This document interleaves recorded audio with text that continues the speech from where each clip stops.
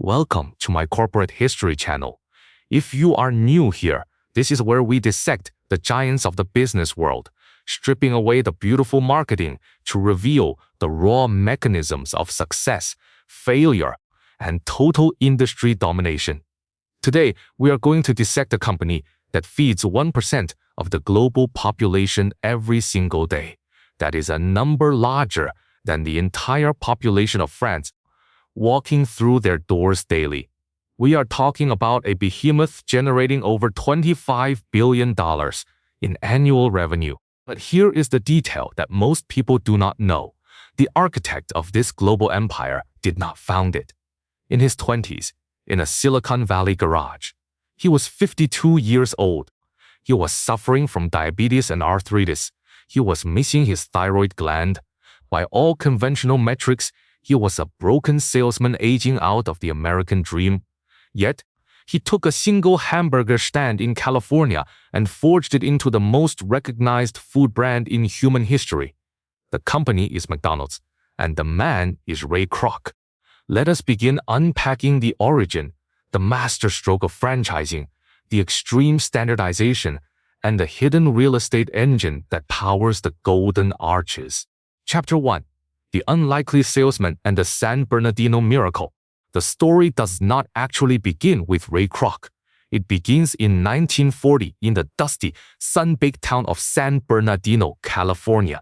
Two brothers, Richard and Maurice McDonald, opened a drive-in restaurant. They called it Dick and Mac McDonald. For 8 years, it was a standard American drive-in, featuring a massive menu, car hops bringing food to vehicles, and young customers hanging out in the parking lot. It was profitable, but it was chaotic and inefficient. In 1948, the brothers did something entirely revolutionary.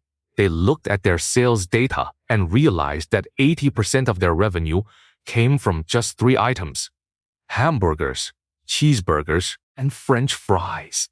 So they fired their car hops. They smashed their plates and glasses, replacing them with discardable paper wrappers and cups. And most importantly, they slashed their menu down to bare essentials: burgers, fries, and beverages. Then they brought the logic of this assembly line, perfected by Henry Ford for automobiles, directly into the commercial kitchen. They called it the Speedy Service System. One person grilled the meat, another dressed the buns, another handled the fryer. Customers walked up to a window, placed their order, and received their food in seconds rather than minutes. Volume exploded. The lines stretched around the block. The modern fast food industry was officially born. Fast forward to 1955. Enter Ray Kroc. He was not a culinary innovator. He was a struggling traveling salesman hawking paper cups and multi-mixer milkshake machines. One day, he received an order from a single restaurant in California for 8 multi-mixers.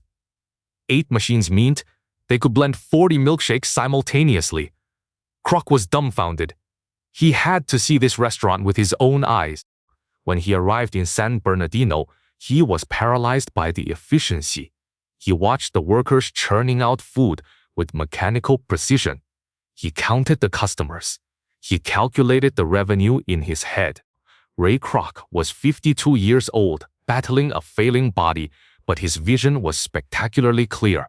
He approached the brothers and negotiated the franchise rights.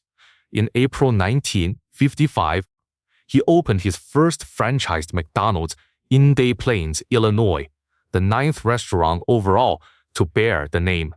By 1960, he would rename his growing enterprise the McDonald's Corporation, setting the stage for global domination. Chapter Summary.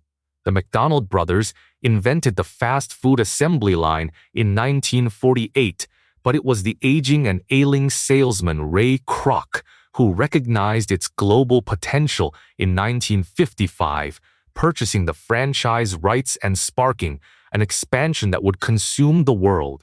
Chapter 2. The Gospel of Quality, Service, Cleanliness, and Value.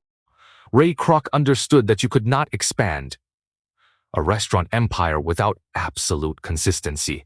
A burger had to taste exactly the same in New York as it did in Tokyo. To achieve this, he established the foundational philosophy of McDonald's, known by the acronym QSC and V, that stands for quality, service, cleanliness, and value. These four pillars form the religion of the Golden Arches. Let us look at quality. The demands are practically draconian. Before raw materials even reach the restaurant, they undergo exhaustive inspections. Beef patties alone must pass over 40 separate quality control checks. The shelf life rules prove this obsession with perfection.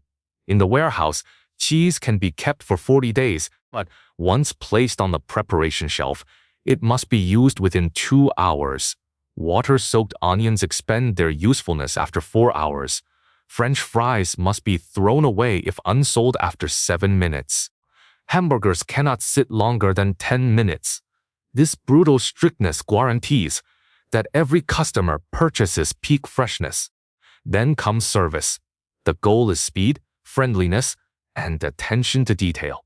Employees are trained in extreme politeness, advanced ordering systems and self-service. Kiosks abolish long waiting times. The restaurant environment is deliberately calming, featuring soft background music, fresh flowers, and occasionally classic paintings. For families, they provide dedicated children's seating and the iconic Ronald McDonald Play Place. You are not merely paying for calories, you are buying a highly engineered bubble of convenience and happiness. Cleanliness was Ray Kroc's personal obsession. Today, that obsession translates into paranoia-level hygiene standards. Employees must wash their hands for 20 seconds with a specific antibacterial soap and machine, dry them before commencing work.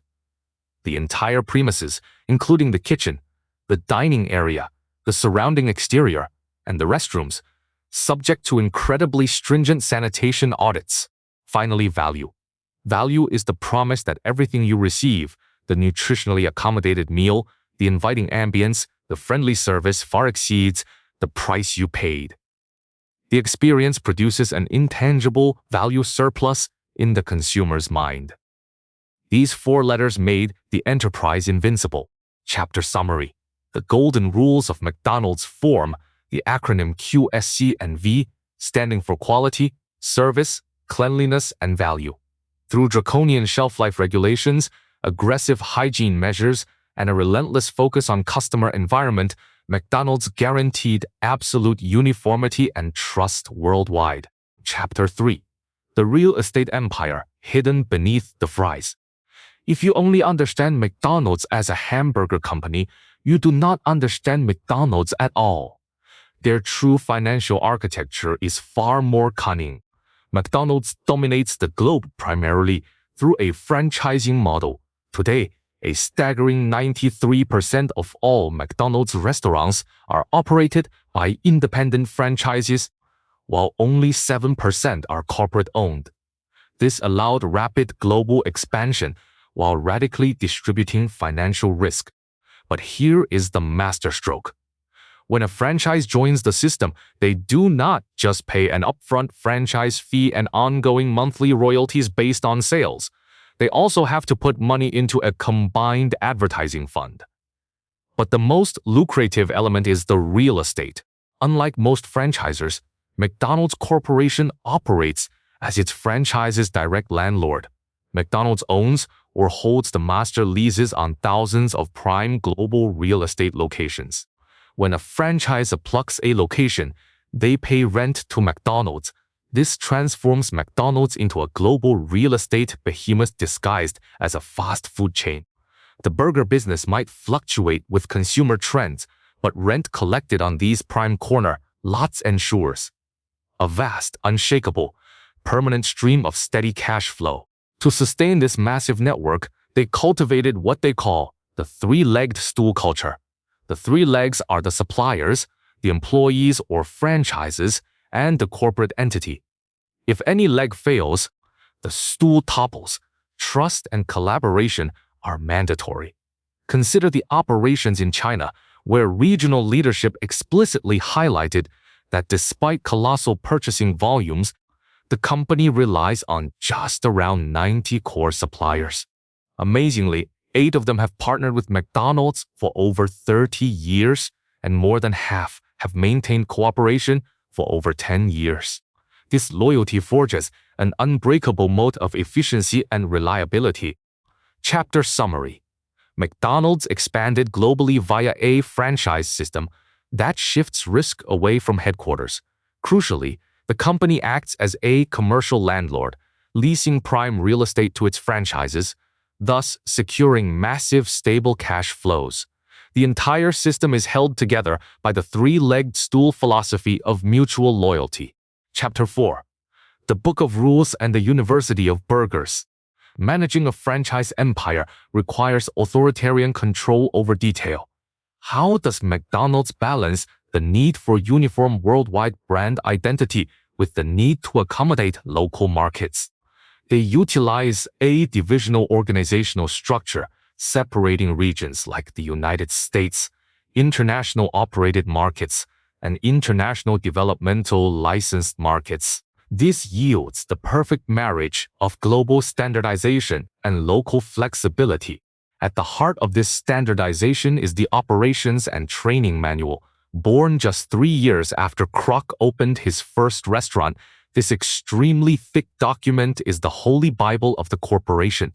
It details every conceivable policy, every operational workflow, and every minor subtask necessary to run a store. And it has been updated annually for over 40 years to incorporate modern management experiences. McDonald's analyzes every restaurant duty and divides it into more than 20 distinct workstations. Each station possesses a meticulous observation and checklist formula.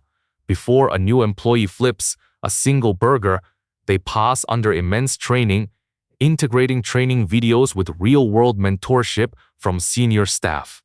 This ironclad consistency ensures that operations never falter. But what about the managers? Ray Kroc recognized that managing complex, fast-paced environments required specialized education. Thus, in 1961, in the humid basement of a Chicago restaurant, he established Hamburger University. Today, Hamburger University is a phenomenal corporate educational institution with 7 campuses scattered across the globe. Chicago in the United States, Sydney in Australia, Munich in Germany, London in the United Kingdom, Tokyo in Japan, Sao Paulo in Brazil, and Shanghai in China. Corporate provides each manager with a management development manual, functioning as a comprehensive textbook. Leadership ascends through distinct stages. Participants must complete basic operations courses, intermediate operations courses, and advanced equipment courses before taking residence at Hamburger University for executive-level training. To date, this corporate university has propelled over 340,000 graduates into the workforce, forming the toughest executive backbone in the fast food industry. Chapter Summary: Perfection at a global scale requires relentless documentation and training. Through an intricate operations manual that divides a kitchen into dozens of meticulous stations, and through the rigorous academic processing of over 340,000 managers, at their own Hamburger University, McDonald's engineered incredible standardization. Chapter 5: Supply Chain Machinery and the Technological Leap. The operational efficiency of McDonald's is powered by 2 vital wheels: a flawless supply chain and aggressive technological innovation. Their supply chain logistics place heavy emphasis on long-term synergies with farmers and vendors, integrating preemptively into emerging markets. When McDonald's decided to enter mainland China, they began exclusively cultivating high-quality potatoes across dedicated Chinese farms in 1985. This monumental agricultural investment preceded the opening of their first official Chinese restaurant in 1990 by a full 5 years. That is not rapid expansion. That is calculating imperial strategy. In day-to-day mechanics, the modern empire relies tremendously on predictive data analytics. Utilizing global distribution partners, McDonald's employs advanced forecasting algorithms to predict accurately the replenishment needs of specific restaurants to the ounce. This prevents catastrophic stock shortages during rush hours while simultaneously ensuring that no excessive inventory spoils in warehouses. It destroys food waste, maximizes efficiency, and elevates customer gratification. Technology further bleeds into daily customer interaction. The brand has aggressively placed money into the future experience plan, upgrading their dining floors with gleaming digital self-ordering kiosks and reviving the hospitality tactic of table service. Driving corridors now feature artificial intelligence enhancements to speed up drive-through operation. Internally, the digital reinvention continues. In 2022, operations deployed comprehensive operating systems across hundreds of thousands of local employees. This centralized network freed human managers from stagnating administrative paperwork, unleashing their stored time and energy strictly towards direct superior human customer engagement. Chapter Summary. By strategically planning agricultural supply chains half a decade before store openings, and by leveraging advanced predictive algorithms for inventory optimization, McDonald's fused corporate forethought with high-tech data systems. Further investments in kiosks and employee management systems keep operations streamlined. Chapter 6. Localization, cultural blending, and the price war. Global conquest dictates concession to local cuisines. McDonald's demonstrates exquisite agility when manipulating its menu based on geographical sensibilities. Upon conquering culturally diverse landscapes, they instantly address regional craving spices. For example, Chinese outlets rolled out specific items copiously marinated in beloved local spices, developing mega hits that dominated consumer awareness entirely because they recognized national dietary habits. In fact, many international operations inject dozens of entirely new promotional menu adjustments every year just to combat shifting dietary excitements. This chameleon tactic appears internationally. The halal-certified dietary Minas thrill the Middle East. The intensely flavorful, spicier recipes dominate various Asian markets, and pure vegetarian burgers cement their position in the booming subcontinent of India. This strategic global and local balance grants access straight into every society's cultural comfort zone. As technology dictates reality, we see overwhelming dominance in digital connectivity. A tremendous percentage of modern revenue generates across smartphone application integrations. Yet, the most prominent strategy is to avoid surrendering to e-commerce coldness. Regional chief executives emphasize that massive mobile volume means absolutely nothing without the warm human foundation inside the bricks-and-mortar restaurant. Therefore, they maintain powerful hospitality training simultaneously with software upgrades.